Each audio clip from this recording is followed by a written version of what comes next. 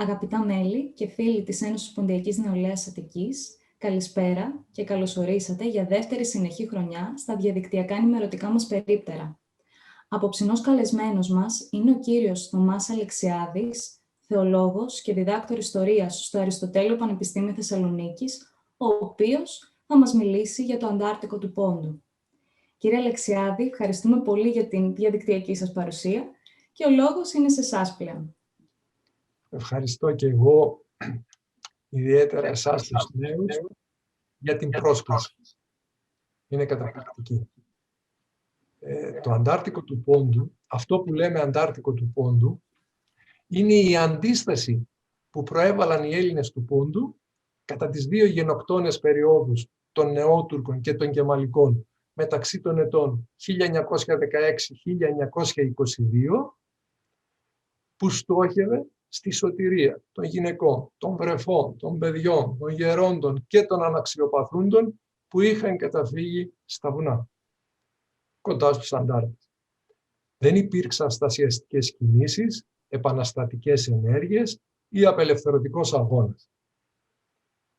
Οι Έλληνες του Πόντου αρνήθηκαν το βιασμό της συνείδησής τους, αρνήθηκαν να τουρκοποιηθούν.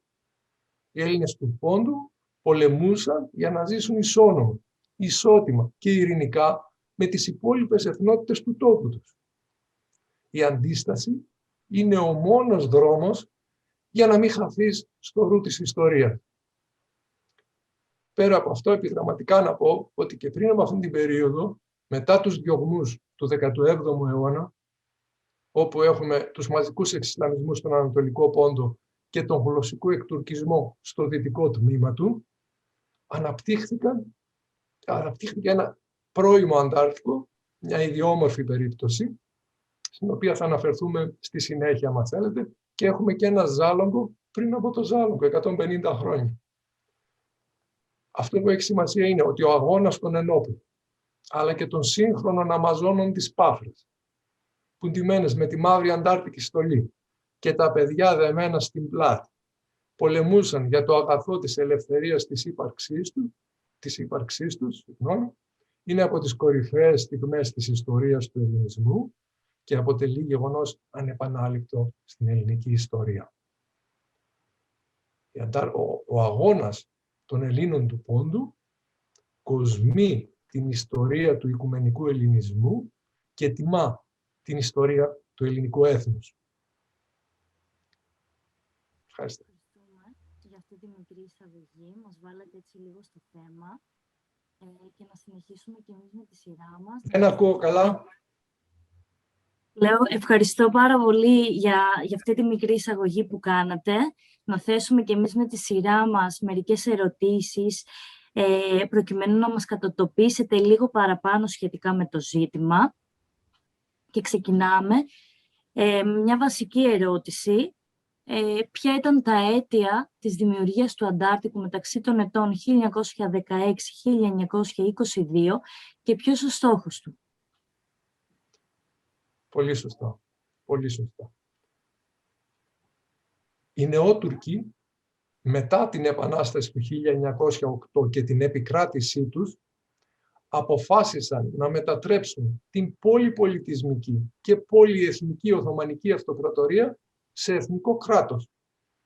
Και είχαν αποφασίσει για τις χριστιανικές μειονότητες που δεν θα δέχονταν να τουρκοποιηθούν, εξόντωση, και όσοι τυχόν θα επιδίωναν εκδίωξη από τα Οθωμανικά εδάφη.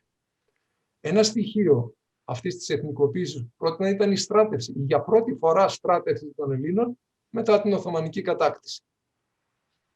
Η στράτευση όμως στα Ισλαμικά στρατόπεδα ήταν τυραννική. Η άπιστη μεταξύ των πιστών, ας πούμε. Πολλοί, όχι οι περισσότεροι, αλλά πολλοί που δεν άντεχαν αυτή την καταπίεση, δραπέτευαν και έφευγαν στα βουνά της περιοχής τους για να βιώσουν την άγρια ζωή. Αμέσως μετά την επιστράτευση του 1914 και την ήττα των Οθωμανών στη μάχη του Σαρίκαμις, όπου είχαν 130.000 νεκρούς αξιωματικούς και στρατιώτες, η κατάσταση επιτάθηκε γιατί όλο αυτό το βάρος της τραγωδίας των Νεότουρκων θέλησαν να το μετακινήσουν στις πλάτες των χριστιανών στρατιωτών. Και κατά προτροπή του Γερμανού στρατηγού Λίμαν Φον Σάντερς, ο οποίος ήταν στρατηγικός σύμβουλος των Νεότουρκων, τους ενέταξαν στα τάγματα εργασίας. Τα τάγματα εργασίας ήταν τα τάγματα θανάτου, όπως τα ονόμαζαν οι Έλληνες, και ήταν πραγματικά κολαστήρια. Εκεί η κατάσταση ήταν ακόμη πιο τραγική. Όσοι μπορούσαν από τους στρατευμένους Έλληνες του Πόντου δραπέτευαν και έφευγαν στα βουνά των περιοχών τους για να επιβιώσουν.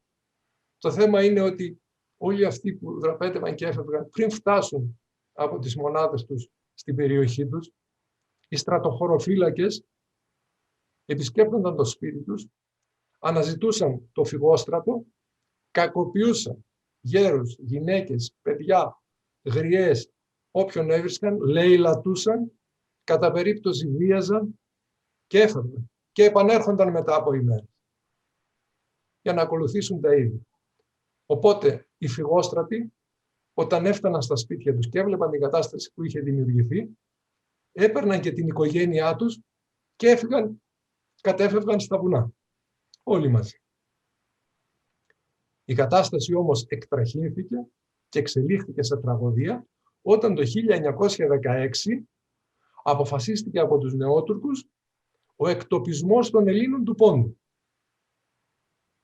Δηλαδή, να πεθάνουν όλοι από καθοδόν, από τις κακουχίες, τις αρρώστιες και την πείνα. Είναι η λευκόμενη λευκή σφαγή αντί της κόκκινης που συντελέστηκε το 1915, ένα χρόνο πριν, σε βάρος των Αρμενίων.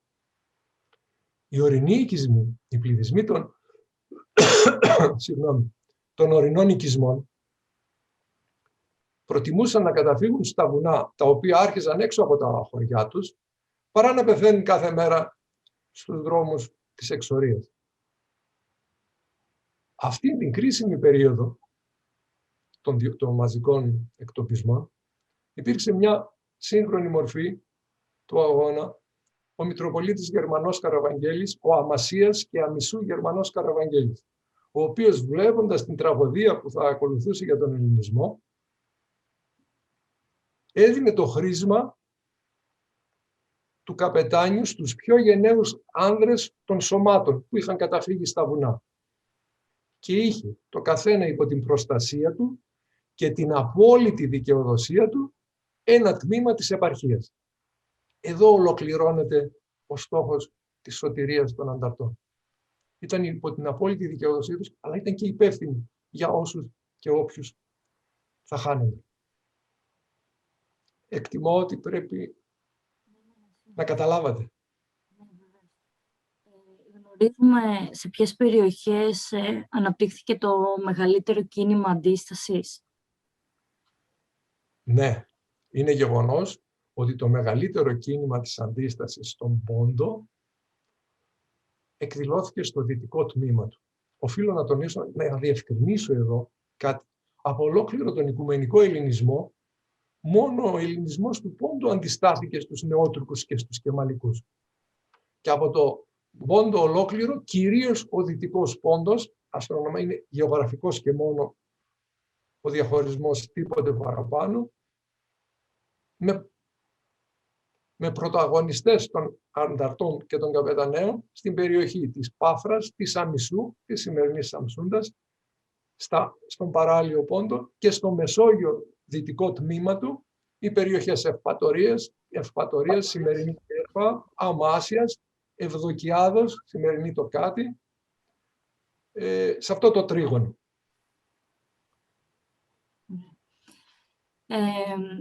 Σχετικά με τον Μουτασαφίρη της Αμισού, Ραφέτ, υπάρχει ένα επίσημο έγγραφο σχετικά με τις θέσεις των Νεότουρκων και τον σχηματισμό των αντάρτικων σωμάτων στον Πόντο. Ναι. Να μας πει δύο λόγια.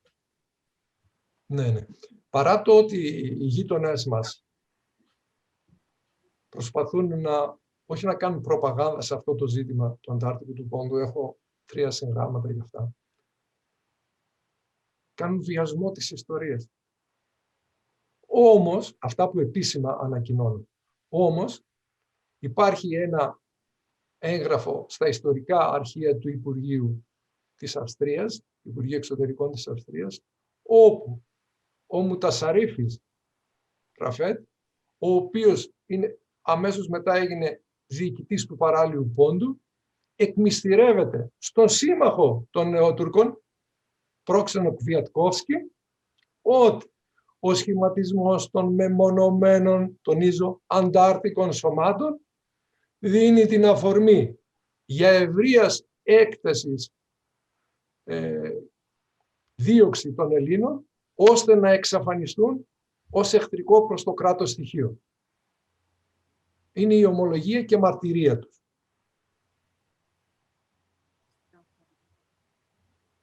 Ότι υπήρχε σχέδιο. Και... Ελίνα, το σχέδιο, επιγραμματικά το ανέφερα στα εισαγωγικά. Ήταν το σχέδιο των Νεότουρκων, το οποίο θα ακολουθήσει κατά γράμμα προσωπικά ο Μουσταφά Κεμάλ. Τα θύματα στην πρώτη περίοδο που αναφερόμαστε τώρα είναι 200.000, κυρίως στους δρόμους της εξορίας, όσοι κατέφυγαν στα βουνά γλίτωσαν. Τα υπόλοιπα, τα 153.000, τα λιγότερα, είναι κατά την Κεμαλική περίοδο.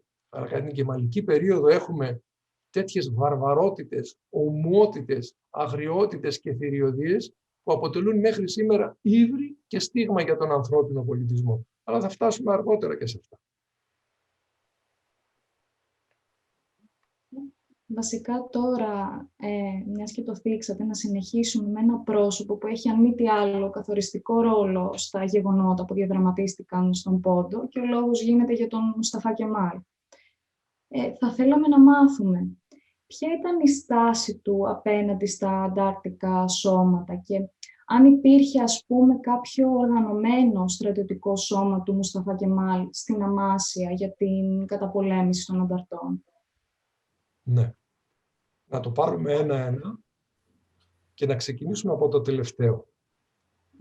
Ο Μουσταφά Κεμάλ, βλέποντας, ήταν νεότουρκος και αυτός, παρεπιπτόντος, βλέποντας ότι ο Δυτικός Πόντος ήταν η μόνη περιοχή του Πόντου που αντιστάθηκε ενεργά κατά την νεοτουρκική γενοκτονία, αμέσως μετά την επικράτησή του, στις 9 Δεκεμβρίου του 1920, μετά τη συνθήκη των Σευρών που ήταν στα τέλη Αυγούστου του 1920, απέσπασε μια μεραρχία στρατού από το τρίτο σώμα στρατού της Σεβάστιας και το εγκατέστησε στην Αμάσια. Η Αμάσια απέχει 130 χιλιόμετρα από την παράλια Αμισό, όπου δεν μπορούσε να υπάρξει πρόσβαση άλλων. Η δύναμη αυτή των 10.000 μέσα στους επόμενους 6 μήνες που άρχισε η τραγωδία για τον ελληνισμό του Δυτικού Πόντου ανήλθε σε 30.000 με την επιστράτευση όλων όσων ήταν σε θέση να στρατευτούν, δηλαδή και των απλών χωρικών. Μετά την εγκατάσταση της μεραρχίας, στα τέλη του ίδιου μήνα, του Δεκέμβρη, προχώρησε σε μια κίνηση στρατηγικής σημασίας. Προχώρησε στον αφοπλισμό των Ελλήνων του Πόντου, των χριστιανών. Οπότε οι Έλληνες του Πόντου, όσοι είχαν όπλα, τα παρέδιδαν στα αστυνομικά τμήματα. Και όσοι δεν είχαν, επειδή τους κατηγορούσαν προσωπικά, έφταναν στο σημείο να αγοράσουν ένα όπλο από Τούρκους πάλι για να το παραδώσουν. Τα αστυνομικά τμήματα όμως το βράδυ τα παρέδιδαν στα μουσουλμανικά χωριά, τα οποία ήταν ήδη ενισχυμένα, περισσότερο ενισχυμένα από τους Έλληνες και τα ενίσχυαν σχεδόν ολοκληρωτικά, θα έλεγα, για να οδηγηθούν άοπλοι σε σφαγή οι Έλληνες του Πόντου.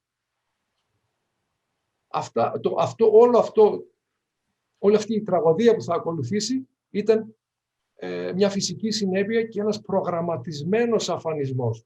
Άοπλοι. Πρέπει να το καταλαβαίνουμε αυτό. Σαν να τους έφεραν με δεμένα χέρια ουσιαστικά από τη στιγμή που τους πήραν τα όπλα για να τα καταθέσουν μετά στους μουσουλμάνους. Ναι. Τα παρέδιδαν στους μουσουλμάνους. Αυτοί οι οποίοι κυρίως δημιούργησαν το πρόβλημα ήταν οι χωρικοί που είχαν ασπαστεί την ιδεολογία των Νεότουρκων και οι οποίοι αυτή την περίοδο της ανακοχής διώκονταν. για εγκλήματα πολέμου και βρήκαν προστασία στο Μουσταφά Κεμάλ. Χωρίς τους χωρικούς, ο στρατός δεν θα μπορούσε να κάνει τίποτε στο μέτωπο με τους αντάρτες. Να προχωρήσω στην επόμενη ερώτηση. Γνωρίζουμε σε ποιες θέσεις υπήρξαν συγκρούσεις των ανταρτών με τους Νεότουρκους και τους Κεμαλικούς ανά τον Πόντο? Ναι. Είναι μια προσωπική έρευνα και αξίζει την προσπάθεια, θαρώ. Να σας τη διαβάσω γιατί είναι πάρα πολλά τα ονόματα. Να αναφέρω για την πρώτη, την νεοτουρκική περίοδο, στην ευρύτερη περιοχή Πάφρας, Θέρμες Φαζιμονιτών. Οι Θέρμες Φαζιμονιτών είναι η Χάβζα. Τα λέω έτσι αναλυτικά για όσους πιθανόν να κατάγονται από εκεί. Και Ανδράπων είναι το σημερινό Βεζίρκιοπρου, σε 31 τοποθεσίες. Δεν σημαίνει ότι έγιναν μία φορά, αλλά έγιναν από μία φορά τουλάχιστον. Και μιλάμε για το Παλίκ Γιόλ, Τσιφλίκτεπεση, Γιούνταρ, Κοτσάνταρ, Νεπιέν, Γιβράχταση, Κουρούκοκτσε, Πιλπίλγαια, Πεκλίκ, Γούσπογαζη και Στενέσα Ιβανή, Ελμάλιτσα, Αμπάρκαγια, Εγγίζιρμακ, Ταρίγολου, Σουλεϊμάνκιοι, Κούσποκου, Μαϊσλού, Γιούνταρ, Κελεμέρταγη, Ασλάνταμι, Γιάιλα, Κουμτσουγάζ, Κέρκμε, Μοναστήρι της Παναγίας του Ότκαγια, Εγρίμπελ, Καπούκαγια, Σαάρκαλεση, Κίζκαλεση και τα Φλάνκιοι. Στην περιοχή της Αμισού, της όμορης Αμισού, σε 11 τοποθεσίες. Στα Αλάνκιοι, Τευρέντι, Ποχτσάρνο, Αγιούτεπ, Τσάμαλα, Κουτεκάντων, Μοσκοβάντων, Πεγιουκλή, Χιζιρλού και Γιαγμπασάν. Στην περιοχή της Ευπατορίας, που ανέφερα Ευπατορίας Αμάσιας, στα Μεσόγεια του Δυτικού Πόντου, σε 2 τοποθεσίες, στο Τέκε και το Τσιντσιφέ. Στην περιοχή της Σάντας, σε 2 τοποθεσίες, στο Κοπαλάντον και Κιμισλή και στην Τάβλα της Φαδισάνη. Αυτά είναι για την νεοτουρκική περίοδο. Τώρα να μιλήσουμε και για την Κεμαλική. Λοιπόν, ξεκινάμε από την ευρύτερη περιοχή της Ευπατορίας Ευδοκιάδος Τοκάτης Αμάσιας, στο Μεσόγειο Πόντο, σε ένα σπουδαίο Αντάρτικο αυτής της δεύτερης κυρίως περίοδου, σε 25 τοποθεσίες. Στο Εντίκπουνα, Τόπτσα, Τάζου, Τελικλίτας, Θέκτας, Γενίκον, Τσαλούτσα, Εγμελέρ, Ασάρκαγια, Ταμπούλ, Ίσκυλη, Περίκαλαν, Σαρίταρλα, Μπέγιαλαν, Κούρταλαν, Γουίταλαν, Γιαϊλατσούκ, Τσάμπολατ, Σίρτσαλη, Χισάρμπογαζη, Πασαλάν, Οχλούτερε, Γούρταλαν, Κισάλαν και Χιζιρλού. Στην ευρύτερη περιοχή της Πάφρας, σε 33 τοποθεσίες. Στα Νεβιέν, Γιούντα, Κίσκαλεση, Κυρενλούπελ, Σιχλή, Καπκάπη, Κωνστάνουσαγη, Ευρέτ, Γαγιανίμπαση, Ορόζο, Τσιρλαχλά, Κιουρλένταμι, Φενέρτας, Γαπάτογγελ, Ούτσπουα, Καπούκαγια, Κιζίλγιον, Γουρούκοκτσε, Μαϊσλού, Καράπουναρ, Κούσποκ, Ντερέκιοι, Καράτεπε, Τσαβάλκαγια, Ποπίνογλου, Τέλουτσου, Σόβουτσα, Τσορτουκλούκ, Τσάικουνεγι, Καρλίκ, Πουγάζγκολου, Τακαλίκιολ και Κούσκολετ. Στην ευρύτερη περιοχή της Αμισού, σε 12 τοποθεσίες. Στο Αγιούτεπ, Σαλτούχ, Τσιγκύρωημα, Καρύπογλου, Καμάντεπεση, Ματένοημαγι, Τσιμενλή, Αλάνκιοι, Τσάμαλα, Τεχνελίκ, Καράπερτσιν και Καβάκ. Στην περιοχή της Λαοδίκιας του Πόντου. Η Λαοδίκια του Πόντου είναι στα Μεσόγεια της Αμισού. Και την είχε ιδρύσει η γυναίκα του Μηθριδάτη Ευπάτορα Ευεργέτη, η Λαοδίκη. Λοιπόν, σε 2 τοποθεσίες, το Τσοπούτερεση, όπου συγκρούστηκαν για 3 φορές, και το Ακντάρ. Έχουμε επίσης στο Σεϊτάντερεση του μεταλλίου Σιμ, στην περιοχή της Τσάντας, σε 4 τοποθεσίες, στο Χαρατσάντον, Κοχρακόλιθο, Τερζάντον και Κάτρα. Και 7ο στο Χότσογλου της Γαλίενας. Αυτά είναι συνομία τα μέρη, οι τοποθεσίες όπου υπήρξαν οι συγκρούσεις με τους Νεότουρκους και τους Κεμαλικούς. Ωραία. Μία άλλη ενδιαφέρουσα κιόλας ερώτηση θα έλεγα. Στα αντάρτικα σώματα συμμετείχαν Οθωμανοί και για ποιο λόγο? Είναι μια πολύ σημαντική ερώτηση και είναι ένα θέμα που το αγνοούν στο σύνολό τους όλοι, εκτός από τους ερευνητές και αυτούς που βίωσαν τα γεγονότα. Στην περιοχή της Πάφρας δεν υπήρξαν, αλλά στην όμορφη περιοχή της Αμισού υπήρξαν 200 καταμετρημένοι Αρμένοι και Κυρκάσοι. Οι Κυρκάσοι είναι ένας καυκασιανός ξανθός λαός, τους οποίους λέμε Τσερκέζους συνήθως, στη λαϊκή έτσι απαντώνται. 200 εκεί και 170 στο Μεσόγειο Δυτικό Πόντο, στην περιοχή της Ευπατορίας Αμάσιας, 170 καταγεγραμμένοι. Αυτοί πήραν και διαβατήρια και έφυγαν μαζί με τους Έλληνες. Τους έδωσαν ελληνικά διαβατήρια, γιατί γνώριζαν ότι εκεί θα τους εκτελούσαν. Λίγοι Αρμένοι, πολλοί Κυρκάσοι και διάφοροι άλλοι μουσουλμάνοι, Γεωργιανοί, Κιουρτσίδες λεγόμενοι, Χιλαντσίδες κλπ.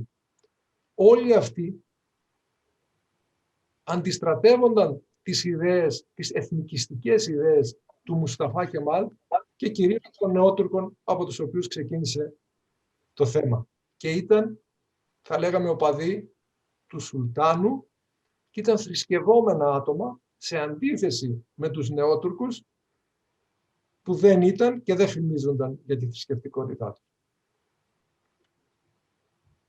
Ωραία. Θέλουμε να μας πείτε, υπήρξε ίσως κάποια συνάντηση του Μουσταφά Κεμάλ στη Χάβζα με Έλληνες καπεταναίους?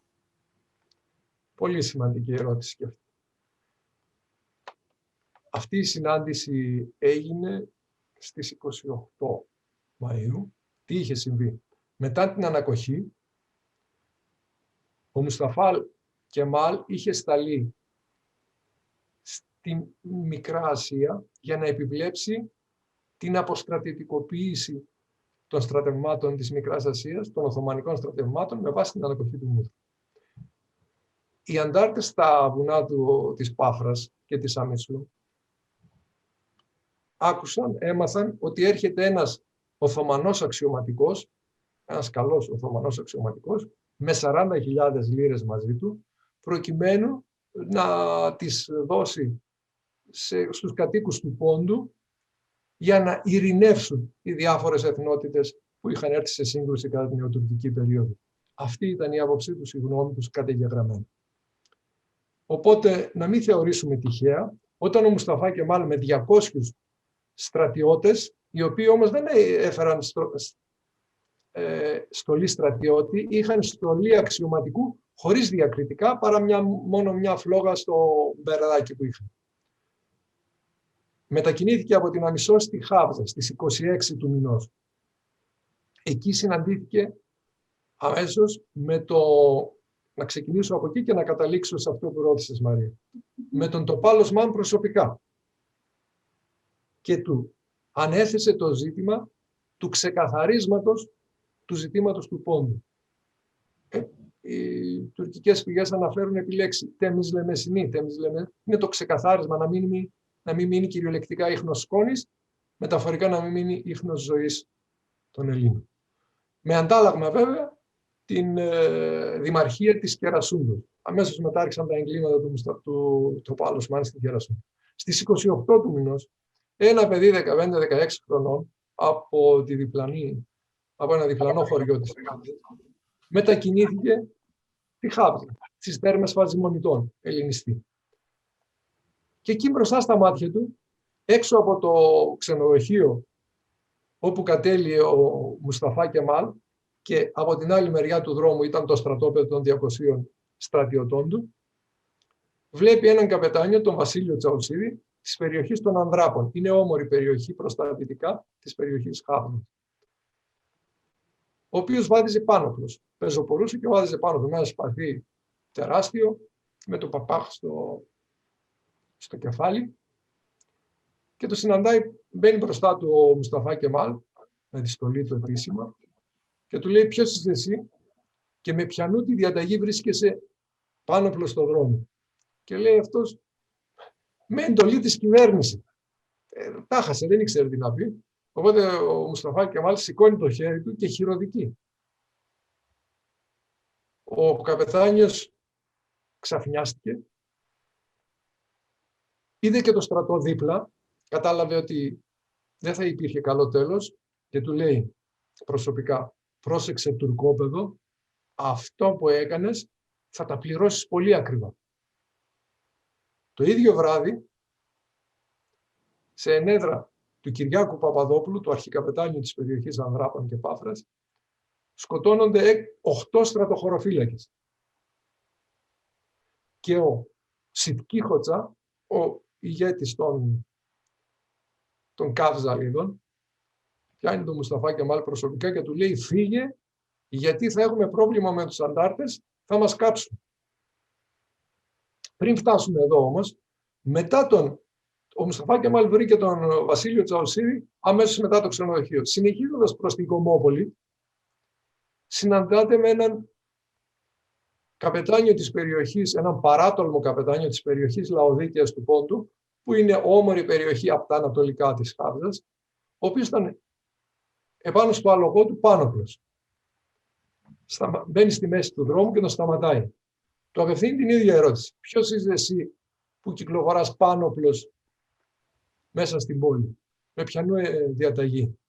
Αυτός σηκώνει το μαστίγιο, του λέει: ποιος είσαι εσύ ρε που θα μου πεις εμένα γιατί κυκλοφορώ πάνωπλος? Φύγε από μπροστά μου, να μη σου μπει τη γυναίκα. Επιλέξει.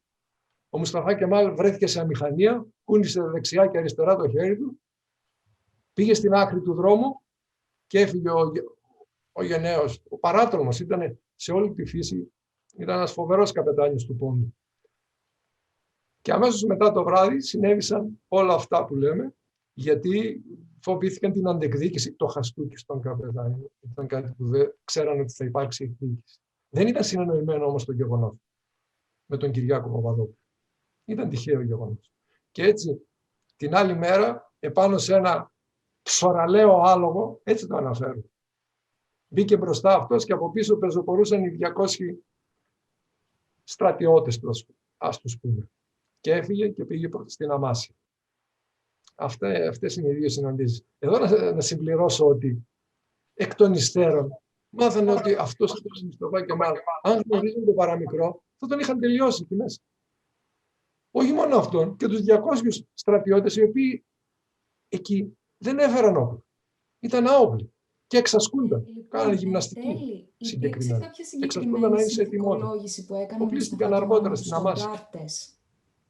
Δεν ήταν θέμα ένα τίποτα να αλλάξει ο ρόλος της ιστορίας. Σε όλη την περίοδο του 1921 και μέχρι το Μάρτιο του 1922 προσπαθούσε να εξαλείψει τους αντάρτες του Πόντου και κυρίως τα γυναικόπαιδα που ήταν μαζί τους. Αυτά ήταν το τρόπαιό τους. Δεν τα κατάφερε. Οπότε προχώρησε σε μια επόμενη κίνηση, μετά από πίεση βέβαια των μουσουλμανικών πληθυσμών, των μουσουλμανικών χωριών, οι οποίοι δυστυχούσαν και αυτοί, όχι σαν τους αντάρτες, αλλά οι αντάρτες για να επιβιώσουν, επιτίθονταν στα χωριά και λαιλατούσαν τρόφιμα, ζητούσαν τρόφιμα. Και αν δεν τους έδιναν, επιτίθονταν και τα έπαιρναν με το έτσι θέλω. Εάν δεν σπείρονταν τα αγαθά, εάν δεν θερίζονταν τα αγαθά, τα σιτάρια, τα κρυθάρια και όλα αυτά, θα πέθαναν από την πείνα τόσο οι μουσουλμάνοι, όσο και οι χριστιανοί, οι αντάρτες που βρίσκονταν στα βουνά. Έτσι λοιπόν απέτρεψε το κίνδυνο, την εξαφάνιση των πληθυσμών από λοιμό. Η κύρια όμως κίνησή του αποσκοπούσε στο εξής. Απέσπασε τις 3 μεραρχίες, 30.000 στρατιώτες, κατά δήλωση κεμαλικού αξιωματικού αυτά, τις απέσπασε από το μέτωπο του Πόντου και τους μετακίνησε στο μέτωπο της Άγκυρας ενάντια στον ελληνικό στρατό. Γιατί περίμενε από τους Έλληνες το καλοκαίρι την τελική επίθεση. Αυτή ήταν μια σημαντική σημασίας κίνησή του.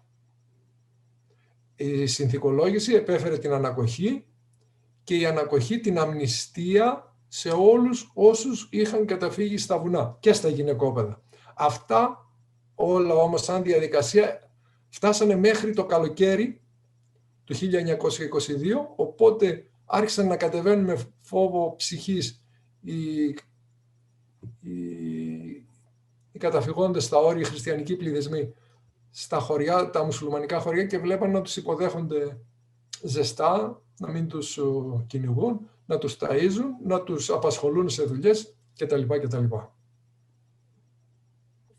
Όμως είχε ήδη ξεκινήσει από το 22 η φυγή προς την Ελλάδα των προσφύγων. Έτσι δεν είναι? Η φυγή... δηλαδή ήταν ήδη σε μια ναι, ξεκίνησε τον Νοέμβριο του 1922, μερικούς μήνες αργότερα. Αλλά μέχρι τα Χριστούγεννα είχαν μετακινηθεί ήδη 50.000 πόντοι από τους 150.000. Από τους 180.000 που συνολικά κατέγραψε το Πατριαρχείο. Και φυσικά όλο αυτό ήταν ένα ζήτημα. Θα μπορούσαν να είχαν φύγει πολύ περισσότεροι, αλλά μέχρι τα Χριστούγεννα είχαν εκδιωχθεί από τις πατρίδες τους 1 εκατομμύριο πρόσφυγες από τη Μικρά Ασία και από την Ανατολική Θράκη. Γι' αυτό και ήταν αυτό. Σταματήσαν δηλαδή να στέλνουν πλοία στον Πόντο για να επαναπατρίζουν. Υπήρξε ένα άλλο πρόβλημα, το οποίο είναι σύνθετο και θα ρω ότι δεν μας αφορά εμπροκειμένο. Σημαντικά όλα αυτά που μας είπατε και κυρίως άγνωστα. Αλλά σε αυτό το σημείο πρέπει να αναφερθούμε, ή μάλλον οφείλουμε να αναφερθούμε σε κάποιες μορφές, είτε ηγητικές είτε αφανείς ήρωες, και σε κάποια γεγονότα που διαδραματίστηκαν στη διάρκεια του αγώνα. Να μας πείτε ποια ήταν η δύναμη των ανταρτών ανά περιοχή, αλλά και τις εμβληματικές μορφές του αγώνα, δηλαδή που ηγήθηκαν των αντάρτικων σωμάτων. Ναι. Αναφέραμε νωρίτερα στο δυτικό τμήμα του Πόντου ποιες ήταν οι περιοχές. Στην περιοχή λοιπόν Αμισού Πάφρας, ενιαία την αναφέρουν τα ιστορικά αρχεία, οι μαρτυρίες στα ιστορικά αρχεία του Υπουργείου Εξωτερικών, υπήρχαν 6.000 αντάρτες, από τους οποίους όμως οι περισσότεροι ήταν άοπλοι. Κάτω από τους 3.000 δηλαδή. Αυτοί οι άοπλοι αντάρτες εμφάνιζαν όγκο σε όλες τις επιχειρήσεις. Είτε του πολέμου, είτε και των επιδρομών στα χωριά για την προστασία, για την επιβίωση, για την παροχή ή αρπαγή τροφίμων επιβίωσης. Χωριστά όμως, στην περιοχή της Πάφρας, αρχηγός ήταν μια στρατιωτική ιδιοφυΐα, ένας μοναδικός Αντώνης Χατζιελευθερίου, ο οποίος όμως δολοφονήθηκε. Ξέρετε, με τη τουρκική διπλωματία τα κατέχει αυτά, τον επικήρυξε με 5.000 λίρες, λένε άλλοι, με 50.000 άλλοι, εν πάση περιπτώσει δολοφονήθηκε. Μετά τη δολοφονία του, αρχηγός στην περιοχή της Πάφρας, στην ευρύτερη περιοχή της Πάφρας, στην οποία συγκαταλέγεται και η περιοχή Θέρμες Φαζιμονιτών η Χάυζα και η περιοχή Ανδράπων, το Βεζίρκιοπρου. Ανέλαβε ο Κυριάκος Παπαδόπουλος, ένας εκπληκτικός καπετάνιος. Στην περιοχή της Αμισού, αρχικαπετάνιος, ήταν ο Στυλιανός Κοσμίδης, τον οποίον επενεί προσωπικά και ο Γερμανός Καραβαγγέλης. Στο μεσόγειο τμήμα του Πόντου έχουμε τη μορφή του πολέμαρχου Αναστάσιου Παπαδόπουλου, ή Κοτσάναστας κατά τη συνήθεια της εποχής εκείνης, ο οποίος ταπείνωσε και ευτέλισε τον στρατηγό Λίβα, τον επικεφαλής στρατηγό που έδρευε στην Αμάσια, με 2.000 αντάρτες, από τους οποίους οι 1.200 ήταν ένοπλοι. Αυτά είναι στο ένα τμήμα του Πόντου. Στο άλλο τμήμα του Πόντου έχουμε την περιοχή της Σάντας, όπου δέσποζε η μορφή του Ευκλήδη Κουρτίδη, του καπετάν Ευκλήδη, με 64 ενόπλους στην κορύφωση της ομάδος του. Μικρότερες ομάδες υπήρχαν στην περιοχή του Γκιουμούς Ματέν, και αυτό στο δυτικό Πόντο, με τον Αναστασιάδη Θαρό. Στην περιοχή του Άκτα Ματέν ήταν ο Θεοδωρίδης και ο Τσόλων. Στην περιοχή της Άτρας ήταν ο Ιορδάνης της Αρουχονέτας, στην περιοχή των Κωτιώρων ο Παπαπαναγιώτης Μακρύδης και στην περιοχή των Σουρμένων ο Δημοσθένης Εφρεμίδης. Με πολύ μικρές ομάδες, πρέπει να πούμε. Γιατί πέρα από όλα αυτά που λέμε για τις οργανωμένες ομάδες με τους άνδρες, υπήρχαν σε κάθε χωριό και κάποιοι μεμονωμένοι για να προστατεύουν τις οικογένειες από τις αντεκδικήσεις. Αυτές όμως, επειδή δεν ήταν οργανωμένες, όπως ήταν έστω και του καπετάν Ευκλήδη με τους 64, με τους 30-35 περίπου του Ιωάννη και Αγχίδη στη Γαλίαινα, που ξέχασα να αναφέρω, και άλλες μικρές, αυτές ήταν οργανωμένες και μπορούσαν να αντιτάξουν άμυνα σε κάθε επιθετική ενέργεια. Θέλαμε να ρωτήσουμε, αν και έχουμε δει κάτι αντίστοιχο στους Αρμένιους, αν και στη δική μας την περίπτωση υπήρχε η συμμετοχή των γυναικών στον αγώνα. Εντάξει, έχω δει φωτογραφίες των Αρμενισσών, τις γυναίκες Αρμένισσες, αλλά μου προξενεί ένα μεγάλο ερωτηματικό. Πώς είναι δυνατόν καλοθρωμένες γυναίκες να είναι αντάρτισσες? Οι αντάρτες επάνω στο βουνό πέθαναν και το μεγαλύτερος εχθρός τους, να το πω αλλιώς, ήταν η πείνα. Στην περιοχή του Πόντου, και αναφερθούμε στις γυναίκες του Πόντου, και ειδικότερα στις γυναίκες της Πάφρας, καταρχάς όλοι οι καπετάνοι και οι πρωτοκλασσάτοι αντάρτες είχαν και τις γυναίκες τους μαζί. Αλλά και πέραν από αυτές, στην περιοχή της Πάφρας έχουν καταγεγραμμένες πράξεις όπου οι γυναίκες, οπλισμένες, με τα παιδιά δεμένα στην πλάτη, πολεμούσαν για το αγαθό της ελευθερίας της ύπαρξής τους. Με τα παιδιά δεμένα στην πλάτη πολεμούσαν και οι καπετάνοι. Πολλοί καπετάνοι που είχαν μικρά παιδιά δεν μπορούσαν να τα παίρνουν από το χέρι και να διαφεύγουν μέσα από τα βουνά. Για όσους γνωρίζετε, το βουνά του Πόντου είναι απότομα, είναι ψηλά, είναι δύσβατα, είναι παρθένα σε πολλές περιπτώσεις. Και σε αυτές τις περιπτώσεις είχαμε και τραγικές εμπειρίες, γιατί πολλές φορές σκοτωνόταν η μάνα, οι μάνες κυρίως των παιδιών, και τα παιδιά σπάραζαν από το κλάμα. Μετά τις μάχες επέστρεφαν μία μέρα μετά και τα έβλεπαν να πονάνε. Τραγωδία δηλαδή. Σε πολλές περιπτώσεις σκοτώνονταν τα παιδιά, τα δεμένα στην πλάτη. Πέραν από αυτές τις γυναίκες όμως, τις καθόλου άξιες, γιατί όλοι δεν είναι ικανοί για τα ίδια, υπήρχαν άλλες γυναίκες που είχαν τον επισιτισμό επάνω στο βουνό. Δηλαδή μαγείρευαν και κατένυμαν την τροφή. Υπήρχαν άλλες που είχαν κάποιες γνώσεις που εκτελούσαν χρόνια νοσηλευτριών. Υπήρχαν μέσα στην Πάφρα, υπήρχαν γυναίκες που συνέλεγαν τρόφιμα όσα μπορούσαν και κυρίως λεφτά για να αγοράσουν τρόφιμα από τους... Ήταν πλούσια η Πάφρα λόγω του καπνού, του χρυσοφόρου καπνού, και τα οποία μετέτρεπαν σε σιτηρά, σε τρόφιμα επιβίωσης. Είναι καθόλου άξια αυτή η κατάσταση και κυριολεκτικά μιλώ ότι τέτοιες στιγμές δεν έχει η ελληνική ιστορία. Δεν έχει. Δεν έχουμε όμως, έχουμε τις μαρτυρίες, δεν έχουμε όμως φωτογραφία. Και δέχτηκα από πολλούς, από κάποιους εν πάση περιπτώσει την ερώτηση, και κυρίως νέους, δεν έχουν φωτογραφίες. Γιατί? Γιατί δεν τους ενδιαφέρει η επιβίωση. Πέραν τούτου δεν πολεμούσαν, γιατί δεν μπορούσαν να βγούνε. Έχουμε κάποιες φωτογραφίες ανταρτών κατά τη διάρκεια της ανακοχής. Προσέξτε, κατά τη διάρκεια της ανακοχής κάποιοι καπετάνοι και κάποια παλικάρια.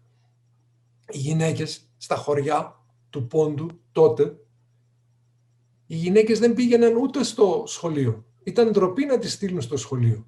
Υπήρχαν τα παρθεναγωγεία όμως, στα οποία μπορούσαν να πάνε οι γυναίκες των πόλεων, όλων των πόλεων.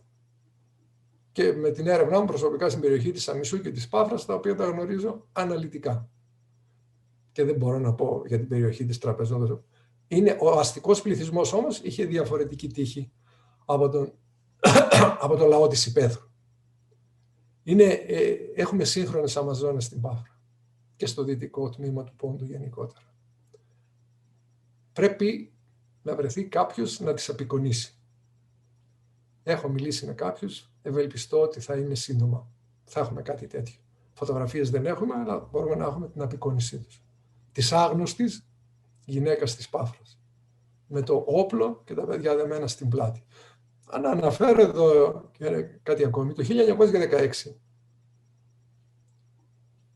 βρίσκονται γυναίκες σκοτωμένες από τα αυστριακά αρχεία μας και πηγαίνουν οι νεότουρκοι και δηλώνουν στον Κβιατκόφσκι ότι βρήκαμε και γυναίκες σκοτωμένες, αλλά ήταν οπλισμένες. Είχαν και όπλα, είχαν και χειροβομβίδες. Μάλλον τα μετέφεραν, λένε. Δεν διανοούνταν ότι μπορούσαν να κρατήσουν το όπλο και να πολεμούν. Αυτή είναι καταγεγραμμένη η μαρτυρία. Τα άλλα είναι προφορικές μαρτυρίες. Γι' αυτό, Ελίνα, η ιστορία των Ελλήνων του Πόντου κοσμεί την ιστορία του οικουμενικού ελληνισμού και τιμά την ιστορία του ελληνικού έθνους. Γι' αυτόν τον λόγο. Όλα αυτά όμως δεν τα ξέρουμε, γιατί δεν μας τα διδάσκουν. Και εγώ έπρεπε να γίνω ερευνητής, να ξεκινήσω μεταπτυχιακές σπουδές και διδακτορικό, για να τα ανακαλύψω και να τα καταγράψω.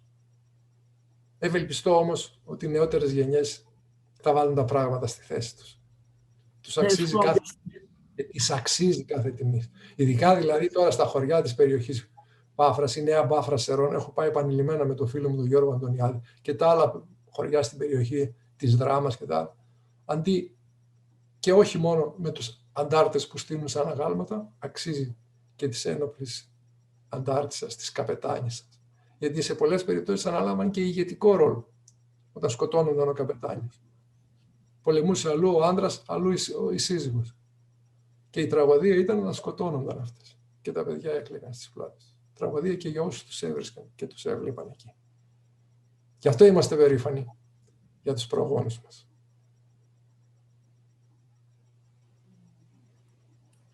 Μία ερώτηση σχετικά με απλά ένα γεγονός, το οποίο είναι πολύ σημαντικό και μπορούμε να πούμε ότι είναι κάτι αντίστοιχο με το Ζάλογκο που όλοι γνωρίζουμε, αλλά λίγοι ξέρουμε ότι προηγήθηκε του Ζαλόγκου. Είναι σχετικά με τα γεγονότα στο κάστρο της Κοπέλας το 1680. Και αν αυτό το γεγονός μας αποδεικνύει ότι υπήρχε ουσιαστικά μια διαχρονική αντίσταση στον Πόντο κατά της Οθωμανοκρατίας. Ακριβώς όπως τα λες. Τι είχε συμβεί? Ο 17ος αιώνας ήταν ο αιώνας των διωγμών του ελληνικού στοιχείου στον Πόντο, γιατί ήταν αμιγείς οι πληθυσμοί. Υπήρχαν λίγοι Τουρκμένοι που είχαν εγκατασταθεί αρχικά στην περιοχή του Δυτικού Πόντου, στην Πάφρα, στην Αμισό, στα χωριά κυρίως και στην περιοχή της Αμάσης του Μεσογείου. Στον υπόλοιπο Πόντο δεν υπήρχαν, γιατί η Τραπεζούντα είχε παραδοθεί μετά από έναν μήνα αντίστασης από το Δαβίδικο Μηνό, είχε μια άλλη τύχη. Όμως, για να μην υπάρχει συμπαγής ελληνικός πληθυσμός, επειδή είχε αρχίσει να αναπτύσσεται μια άλλη δύναμη που κατέστη ο κακός δαίμονας της αυτοκρατορίας, η Ρωσία.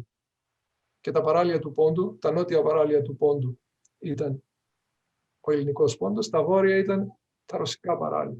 Φοβούμενοι οι νεότουρκοι, οι ντερέμπεϊδες σε εκείνη την περίοδο, επί την Οθωμανική περιοχή, 1600-1700, και αυτός είναι ο 17ος αιώνας, ξεκίνησαν διωγμούς για να εξισλαμιστεί ένα μέρος του πληθυσμού. Τι σήμαινε εξισλαμισμός? Σήμαινε ασφάλεια της Οθωμανικής Αυτοκρατορίας από κάθε επιβουλή. Γιατί έστρεφε το ένα τμήμα σε βάρος του άλλου. Χθεσινοί ραγιάδες και σημερινοί μουσουλμάνοι γίνονταν οι κυρίαρχοι και γίνονταν οι χειρότεροι εχθροί των εναπομεινάντων χριστιανών. Στο δυτικό τμήμα του έχουμε τη γλωσσική διαφοροποίηση. Αυτή την περίοδο. Το τέλος δηλαδή του 1700 μας βρίσκει σε αυτή την κατάσταση. Πριν το τέλος, και ενώ πριν ακριβώς το τέλος των διωγμών, σε μια επιχείρηση εναντίον των Ελλήνων που είχαν καταφύγει στο κάστρο της Κοπέλας, το οποίο είναι ένα κάστρο, χρονολογείται από την περίοδο του Κρίσου, των Λιδών του Κρίσου. Μιλάμε δηλαδή για το 2.600 χρόνια πριν. Κατέφυγαν εκεί, εγκλωβίστηκαν. Τα υπόλοιπα γυναικόπαιδα και οι άνδρες παραδόθηκαν, αλλά 15 με 30 κοπέλες, πρέπει να το προσέξουμε αυτό, γιατί ακούω κατά περιόδους ότι το μεγαλώνουν παράτερα αυτόν τον αριθμό και δεν είναι αληθές. Δεν το γνώριζε και ο ίδιος ο Γιώργος Αντωνιάδης, ο κατεξοχήν ερευνητής της Πάτρας, και σε επανειλημμένες συζητήσεις μου λέει: Θωμά, έχω ρωτήσει, έχω δει, κυμαίνεται από 15 έως 30 κοπέλες, οι οποίες εγκλωβίστηκαν σε ένα κορυφαίο σημείο του κάστρου, στο οποίο έχω ανέβει με φίλους από εκεί και βούτυξαν στον Άλη, ο οποίος Άλης ποταμός ρέει στα ριζά του κάστρου. Ένας βράχος είναι, πάνω του είναι το κάστρο, και πνίγηκαν, προκειμένου να μην καταλήξουν στα χαρέμια των Τερέμπεϊδων. Αυτή είναι η θυσία, μια θυσία όμως που καθιστά τις Ελληνίδες του Πόντου στο πάνθεο της Αθανασίας, στο πάνθεο των ηρώων της Αθανασίας. Όλα αυτά συνέβησαν 150 χρόνια πριν από το Ζάλογγο και την Αραπίτσα. Ας μην ξεχνούμε και την Αραπίτσα της Νάωσα. Αλλά και αυτά δεν τα γνωρίζουμε, γιατί δεν εντάχθηκαν στην ελληνική ιστορία για να τη διδασκόμαστε, όχι μόνο εμείς, αλλά και οι υπόλοιποι Έλληνες, και να νιώθουμε περήφανοι για τέτοιους προγόνους. Να συμπληρώσω εδώ ότι αμέσως μετά, από τα τέλη του 1900, από το 1690 καταγεγραμμένα, αρχίζει ένα πρώιμο αντάρτικο. Όχι μόνο στο Δυτικό Πόντο, αλλά και στην περιοχή της Τραπεζούντας, από την έρευνά μου. Όσοι τα καταγράφουν, τα καταγράψαν και έμειναν. Όσοι δεν τα καταγράφουν, έμειναν. Αυτό συνέβαινε σε ολόκληρο τον Πόντο προφανώς, αλλά έχουμε καταγραφές για το δυτικό τμήμα και για την Τραπεζούντα, στην περιοχή της Ματσούκας ειδικότερα. Οι πιο γενναίοι από τους άνδρες κατέφευγαν στο βουνό, μόνοι τους στην αρχή, και μετά με ολιγομελείς ομάδες, και εκδικούνταν τυχόν βιοπραγίες και διωγμούς των Τερέμπεϊδων. Αρπαγές γυναικών συνήθως, δηλαδή έχουμε μια αναφορά για τη Λαοδίκαια του Πόντου, όπου μπήκανε μέσα και άρπαξαν 45 γυναίκες και τις μοίρασαν οι μπέιδες μεταξύ τους. Οι μπέιδες και οι αγάδες, όσοι μπορούσαν να βιοποριστούν. Οπότε με μια καταδρομική ενέργεια από την περιοχή της Πάφρας, ένας τις ελευθερώνει, παίρνει και τις γυναίκες τις δικές τους και τους λέει: ξαναπειράξτε οι γυναίκες σας δεν θα επιστρέψουν. Κάπως έτσι, ή και με τη δολοφονία μεμονωμένων μπέιδων. Με μεμονωμένες ενέργειες όμως. Είναι η αρχή του πρώιμου Αντάρτικου. Γι' αυτό και στην περιοχή, ειδικά της Πάφρας και των όμορων περιοχών, έχουμε έντονη έξαρση, η οποία οφείλεται και σε έναν άλλο λόγο. Ποτέ δεν ξέχασαν οι κάτοικοι αυτοί τα όσα συνέβησαν εκεί και αλλαξοπίστησαν. Δεν αλλαξοπίστησαν. Επήλθε ο γλωσσικός εκτοπισμός, ο οποίος βέβαια και αυτός πραγματοποιήθηκε για την εμπέδωση και διατήρηση της Οθωμανικής κυριαρχίας. Ήταν και ένα μέσο αυτό, πέρα από τους εξισλαμισμούς. Ας πούμε πιο ήπιο. Αλλά έδειχνε πόσο εμπεδωμένη είναι η Οθωμανική κυριαρχία. Αυτό. Άφησε κάτι αναπάντητο. Να κάνω μια ερώτηση. Τελευταία. Ναι. Πρόσθετε κάτι άλλο που μου ήρθε στο μυαλό. Κάτι ακόμα. Η κατάσταση στον Πόντο μετά τους διωγμούς εκείνους άρχισε να εξομαλύνεται μετά τη σφαγή του Αγενιτσάρων το 1826 και την κατάργηση του θεσμού των Τερέμπεϊδων. Μέχρι τότε δεν υπήρχαν μαζικοί διωγμοί, αλλά υπήρχαν μεμονωμένα. Οι Έλληνες ζούσαν με το φόβο, οι Χριστιανοί ζούσαν με το φόβο στη γη. Οπότε και έπαψαν για ένα διάστημα να υπάρχει το Αντάρτικο, αφού δεν υπήρχε το αίτιο που τα δημιούργησε. Αυτά. Μία ερώτηση, μία παρέμβαση και θα συνεχίσει η Μαρία. Όταν υπάρχουν αυτά τα γεγονότα καταγεγραμμένα στη μνήμη του πληθυσμού του οποίου κυρίως στο Δυτικό Πόντο έχει υποστεί αυτά τα πράγματα, πιστεύετε ότι κάποιοι μπορεί να ξεγελάστηκαν με το κίνημα των νεότουρκων γιατί πάρα πολλοί Έλληνες του Πόντου θεωρώ ότι πιστεύαν ότι αυτό ήταν μια αλλαγή και πολλοί πήγανε με αυτό το κίνημα. Θέτεις ένα πολύ σημαντικό ερώτημα. Οι νεότουρκοι με συνθήματά τους, ελευθερία, ισότητα, δικαιοσύνη, ξεγέλασαν και τους Έλληνες της χερσαίας Ελλάδας, οι οποίοι πανηγύριζαν για το επίτευγμα αυτών των νεότουρκων. Αλλά από το 1909 άρχισαν να δείχνουν την προσωπική τους διάθεση.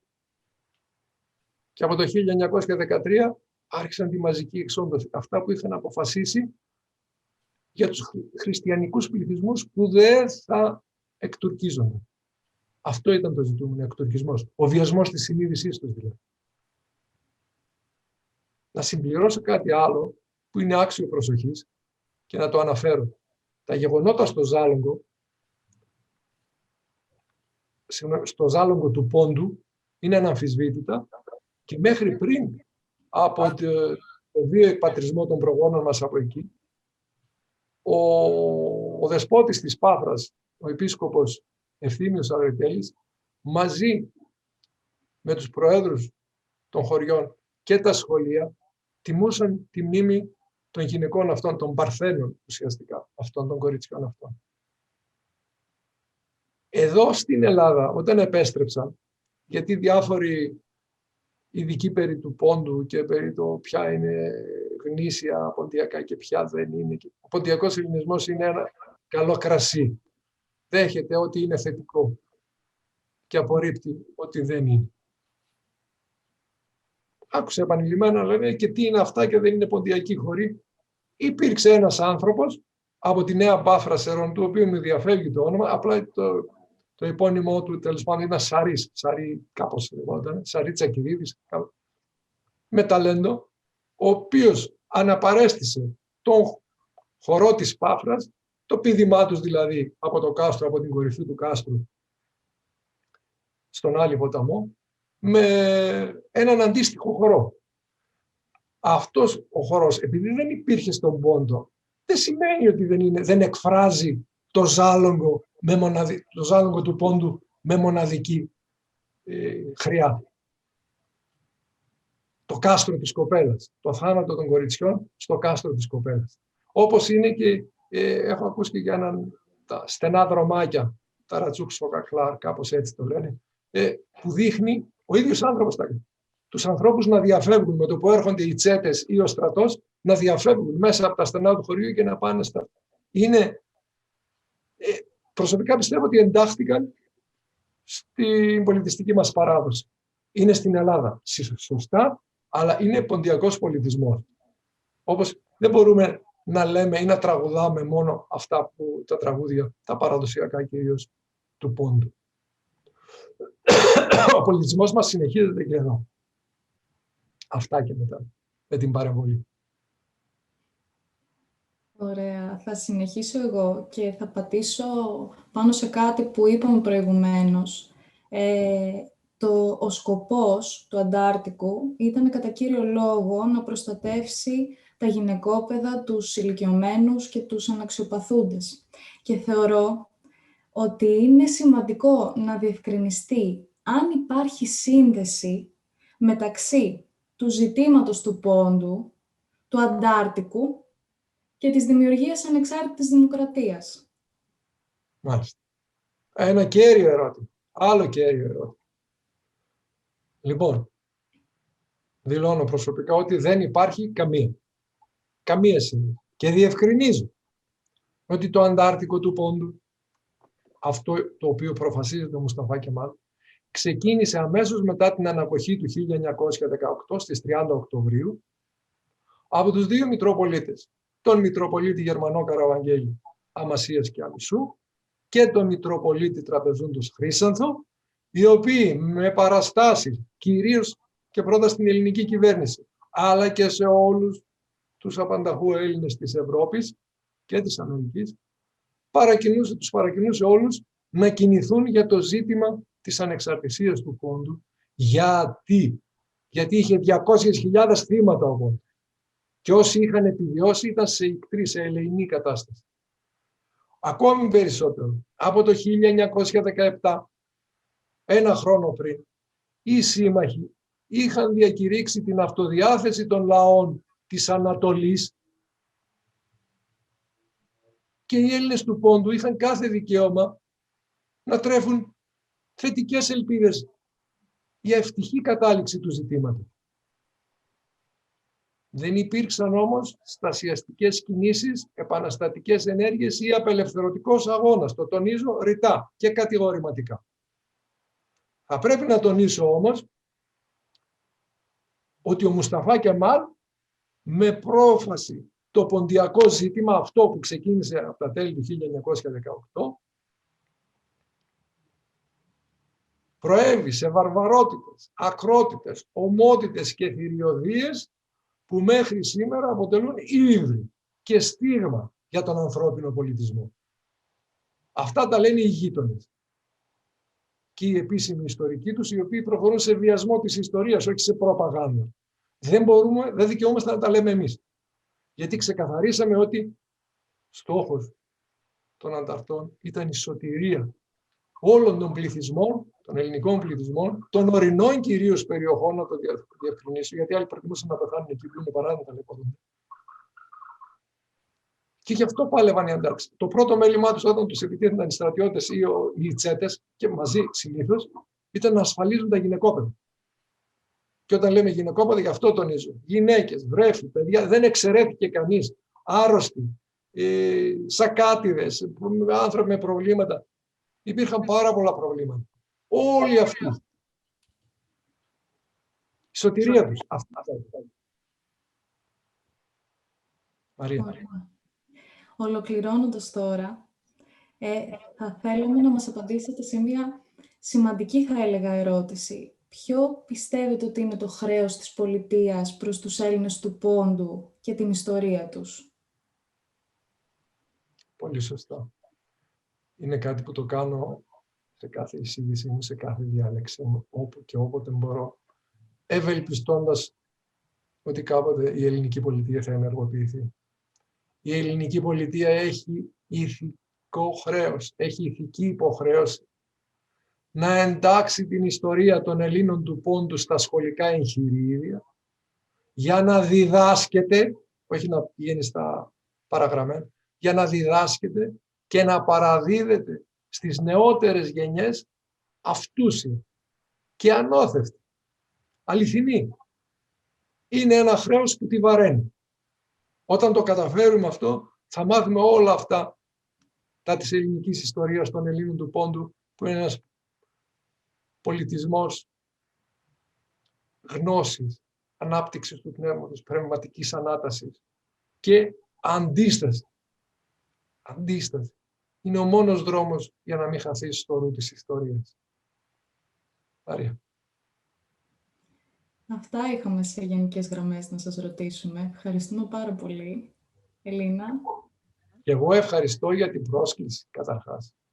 Θα σας ευχαριστήσουμε για την παρουσία σας, για την ομιλία σας, για όλα όσα μοιραστήκατε μαζί μας, για αυτά τα γεγονότα τα οποία ως επιτοπλίστων είναι άγνωστα, γιατί το θέμα του Αντάρτικου είναι ένα θέμα το οποίο δεν έχει αναδειχθεί και μάλλον έχει αποσιωπηθεί, ακριβώς για τους λόγους που προαναφέρατε, ότι μπορεί ουσιαστικά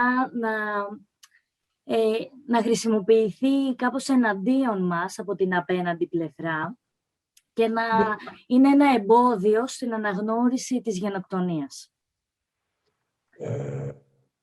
Ναι, δυστυχώς αυτό συμβαίνει.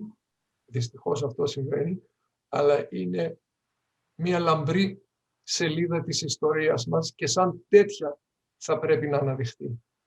Να δείξουμε σε όλους ότι και στις δύο γενοκτόνες περιόδους ο ελληνικός πόντος αντιστάθηκε σε έναν τίμιο αγώνα για να προστατέψει ό,τι ιερότερο είχε, τη ζωή του, αλλά κυρίως τη ζωή γυναικών, βρεφών, παιδιών, γερόντων και αναξιοπαθούν. Ευχαριστούμε πάρα πολύ και ελπίζουμε αυτή να είναι η αρχή για την ανάδειξη του ζητήματος. Και βέβαια να τα πούμε κάποια στιγμή από κοντά υπό κανονικές συνθήκες πλέον. Ακριβώς. Ευχαριστούμε πολύ. Και σας ευχαριστούμε πάρα πολύ.